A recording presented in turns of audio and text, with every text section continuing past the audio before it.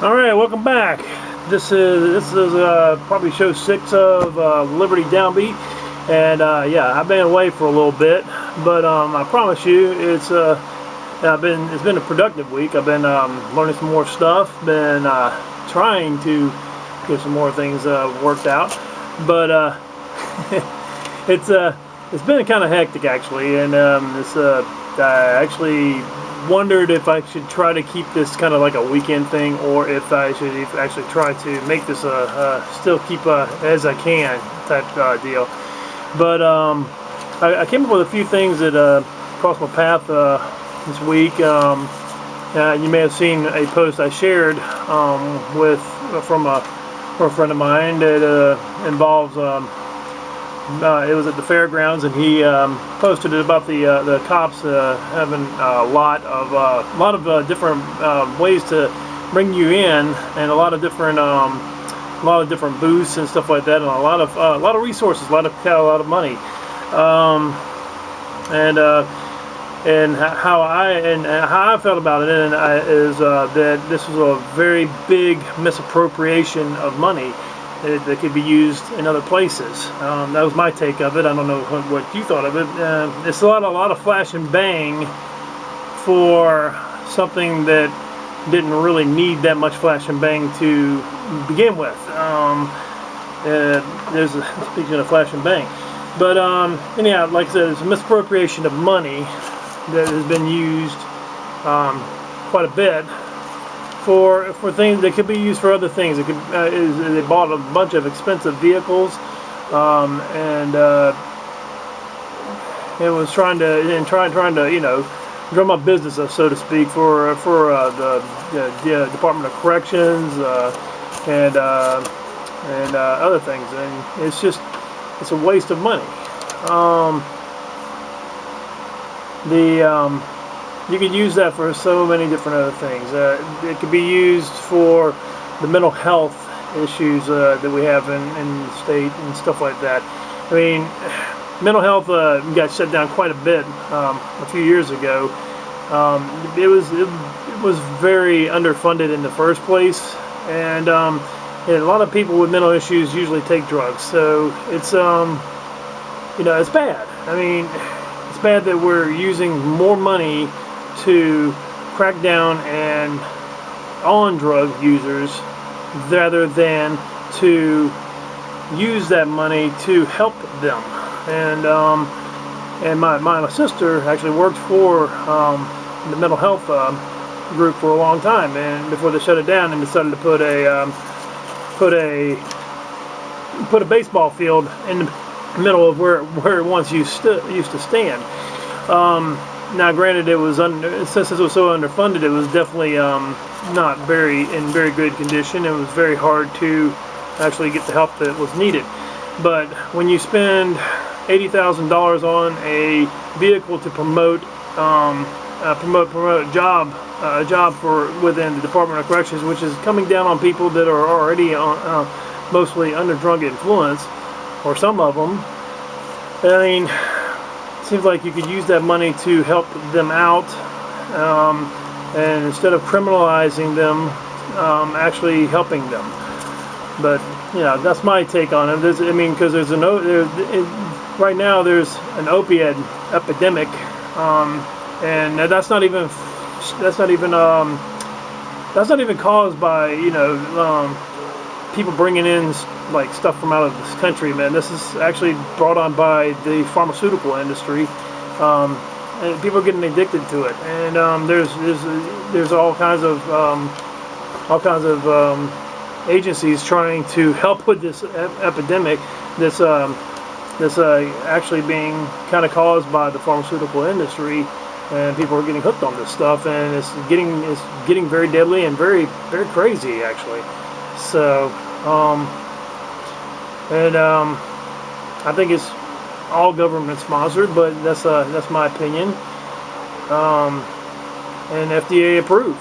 But as the opiates, so there needs to be some recalibration, or someone needs to look into this and kind of get us away from so much opiate use. in our prescription drugs. So anyhow, it's you could also use that money for situation training for cops, for the police force. There's obviously a need for that. I'm not saying that. I'm not saying that all cops are bad. I mean, it's not that all cops are bad. It's just that sometimes you got to get the situation training that you need to understand what you need to, how to react and when to react. I've seen some videos, and it is tough what they go through. What the training they go through is kind of hard to, when you're in that intensive a situation, you don't know really how to react.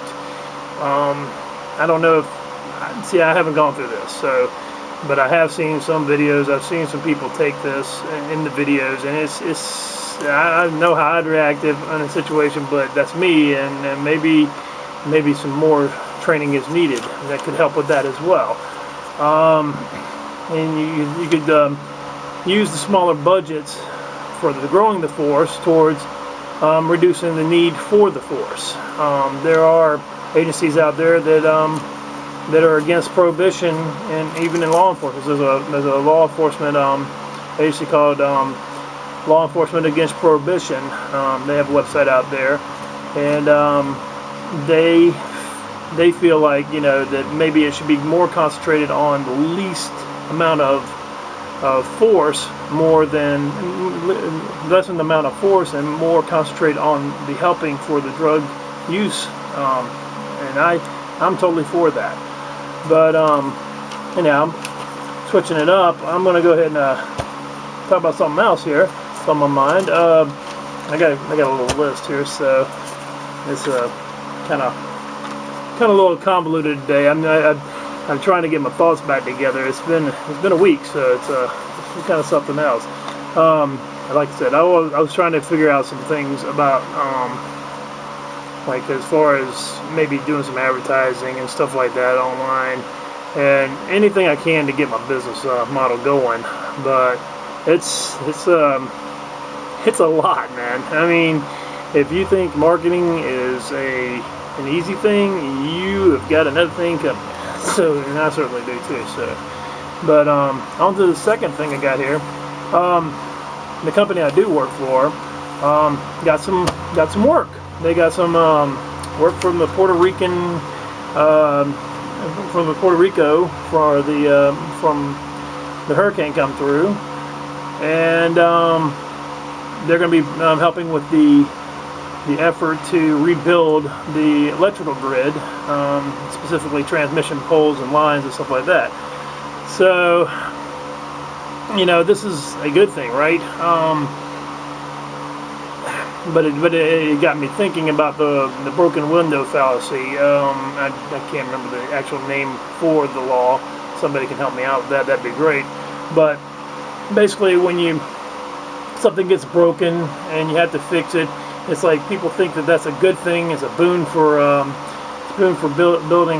rebuilding and giving people jobs and stuff. But you're actually replacing everything that was broken before. It didn't need to. You could have used that money towards other resources to build things even better. But and my question is to, I guess, anybody who is watching this, do you believe that? Because I mean, for me, that's great. I mean, I get a lot of work out of that. My company does, and it was a natural disaster. It wasn't like somebody came in and bombed the island out. I mean, and the thing is, you could say, well, don't build there, and but people like living on islands. I know I would, but at the same time, you have the potential, especially where Puerto Rico sits, for a natural disaster happening all the time. And I mean, you can't just not build there. I mean, you could, but most people that go to Puerto Rico is a big travel industry, and there's a risk, and there's risk involved. But like I said, it's not like somebody bombed the thing out and actually somebody threw a brick at the window. It's more like the window got blown out by a tornado or something like that, and you have to build it back no matter what. So does it actually count as the fallacy? And in my opinion, I don't know. I really would like to hear some insight on that. But that's what I was thinking about with that. So anyhow, and we got one more thing for you. This one popped up right at the end of the week, and it kind of made my day, because I love local news, man. Local news provides like all the fodder I need. especially you know, because some reason we are like the hub of controversy when it comes to pretty much anything here in South Carolina. So this week we had people in Casey complaining about smells. Yes, smells. You know, stuff you smell with your nose. So what smells specifically? Specifically, it's the House of Rayford. If you don't know what that is, that's the chicken plant. That's right across the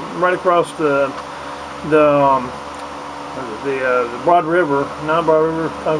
Correct me on this. It's right across the river from Columbia, and it's right across there, and it sits right on the river, and there ain't no doubt about it, man. That chicken plant can stink on some days, especially in the summertime. But anyhow, so Casey gets mad about this because a whole bunch of apartment complexes have gone up in there, and they're right next door to it. So now this is what I'm imagining. All these people are complaining about the smell because they they moved in to a apartment complex right next to a chicken plant that's on the river. They moved in there for the wonderful the wonderful view of the river, but they have to put up with the stinky smell all day long. Oh gosh. But anyhow, so they're complaining about the odors, and they're actually trying to get the town to pass an ordinance and probably impose fines on this. And impose fines on the chicken plant. So the chicken plant was there first, and they kind of knew what they were building next to. So it blows my whistle a little bit that, you know, now they're trying to drum them off the property, and you know, I'm imagining some sort of maybe in the near future they probably couldn't get them civil asset forfeiture. Couldn't do that to them. So they're trying to do anything and everything they can to levy them off the property. Well, I don't think the chicken plant is going that way, because they actually tried to expand earlier this year. But anyhow, here's to your smells. Also, I guess I imagine noise ordinances and stuff like that too. Something about the noises too. But I don't know about that. Anyhow. Well, that's all I got right now. I hope you enjoyed it, and please leave comments, and wish me luck as I keep on my marketing adventure. And we look forward to seeing you again real soon.